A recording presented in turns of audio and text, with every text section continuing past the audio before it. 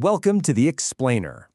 We are living through what might literally be the most rapid technological shift in human history. Artificial intelligence. It's really no longer just a buzzword. It is driving these sweeping, real-world paradigm shifts across everything from global warfare and software engineering to the very foundations of how we educate our kids. So today, we're going to unpack some incredible insights from Dr. Eric Schmidt, the former CEO of Google. He's been right there at the cutting edge of these developments, and we're going to look at the raw facts of how AI is fundamentally rewiring our world.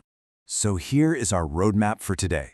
We're going to start with the high-stakes reality of the transparent battlefield, then move into how AI changes global deterrence. After that, we'll look at the end of manual coding in the workplace, tackle the complex issue of value-aligned AI, and finally, bring it all home to how we absolutely must adapt education. It's a fascinating macro to micro journey. Section 1. The transparent battlefield. Automated swarms versus legacy armor. To really grasp where AI is taking us, we have to look at the incredibly grim laboratory of future war happening right now in Ukraine. Constant drone surveillance has made the battlefield completely transparent. Basically, traditional front lines are frozen. If you move, you're seen and you're targeted. Just think about this staggering number, 50. According to Dr. Schmidt's observations, soldiers are now spending a minimum of 50 days and sometimes up to 3 or 4 months just trapped inside foxholes. Because stepping above ground is practically lethal, they are relying completely on automated drones just to deliver their daily food and water. It's a harrowing reality that really shows how fundamentally warfare has changed. It's a complete shift in tactical strategy. For decades, militaries relied on exquisite, massive, incredibly expensive, and heat-emitting legacy equipment, like tanks. But today, those are essentially just giant targets. Modern warfare is defined by cheap, GPS-independent automated drone swarms. These systems can communicate through intense electronic warfare environments and execute 360-degree, totally coordinated attacks. The age of the tank is giving way to the age of the robotic swarm. Section 2. AI and global deterrence. Simulation and the unpredictability gap. The robotic warfare we just talked about is fundamentally altering international strategy. To understand why, let's look at how incredibly fast AI capabilities are actually evolving.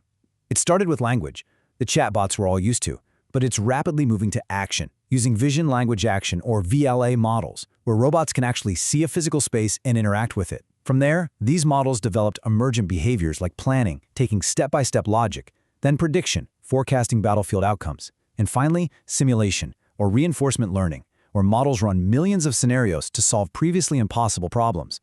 This rapid capability ladder is exactly what nations are racing to climb. Now, this race presents a really fascinating geopolitical contrast. The primary approach in the US has largely revolved around proprietary models. These are tightly controlled by corporations, keeping the technology centralized where authorities can monitor it. On the other hand, China has heavily invested in an open-source strategy, releasing highly capable models like DeepSeek V4 with open weights for anyone in the world to download and modify. It's a strategy of broad, global diffusion. Neither approach is inherently wrong, but they create very, very different strategic realities globally. Which brings up a massive issue. Think about the Cold War. You could count an adversary's bombers or missile silos using satellite imagery. You knew exactly what they had. But AI, it's just code and data. You can't track it from space. So if we cannot map or counter rivals' AI capabilities, how do we actually establish global deterrence? It creates this dangerous new unpredictability gap in international stability. Section 3. The end of manual coding, from builders to architects. The exact same automation that's changing global deterrence is completely upending a profession you might not expect, traditional software programming. Dr. Schmidt put it pretty bluntly, saying, "I'm in mourning. Traditional coding is over." Keep in mind, this is a man who built his entire foundational identity as a computer programmer. For him to admit that manually typing code, the basic if-then-else logic that built our digital world, is practically obsolete, that is a massive wake-up call for the tech industry. We're essentially seeing a total shift from being a builder to being an architect. The builder manually types out lines of code, line by agonizing line.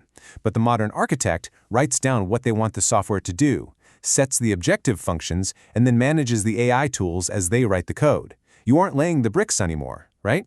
You're designing the blueprint and managing a crew of robotic bricklayers.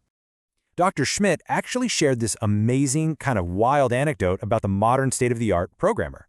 You go into the office, fire up your machine, and you gather a team of, say, 10 AI friends, like different instances of Claude or Gemini.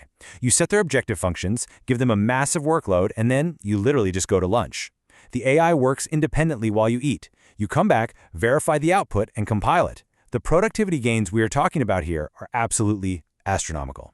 Section 4. Value-aligned AI. The need for humanists and ethicists. Okay, so if we are moving to a world where AI writes our software while we grab lunch and independently manages drone swarms on a battlefield, who exactly is deciding the underlying values of these machines?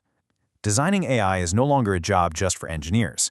To make these systems secure and human-centered, tech companies are realizing they desperately need psychologists, cognitive scientists, philosophers, and humanists. AI is just way too powerful to be left solely to the people writing the code. This is what we call human alignment. It's a huge buzzword right now.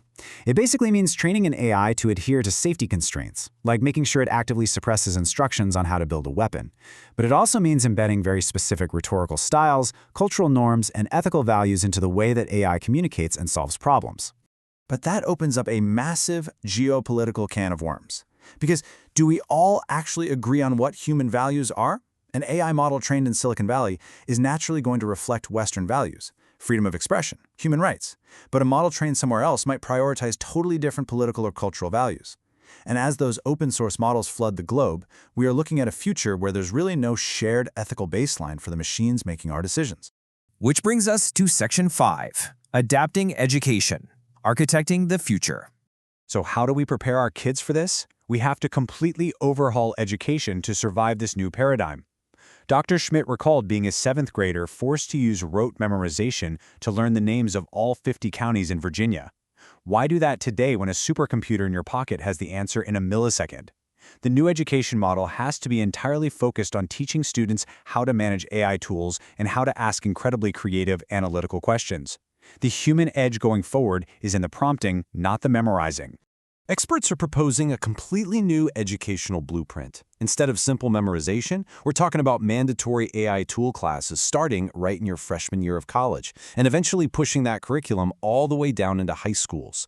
The focus has to shift from learning the manual steps of a task to learning oversight, project management, and creative prompting. We really need to encourage young people to dive straight into practical application. Get this, there's a perfect, almost unbelievable example of this new reality. Dr. Schmidt highlighted a 20-year-old student at Stanford who basically skipped traditional educational steps entirely.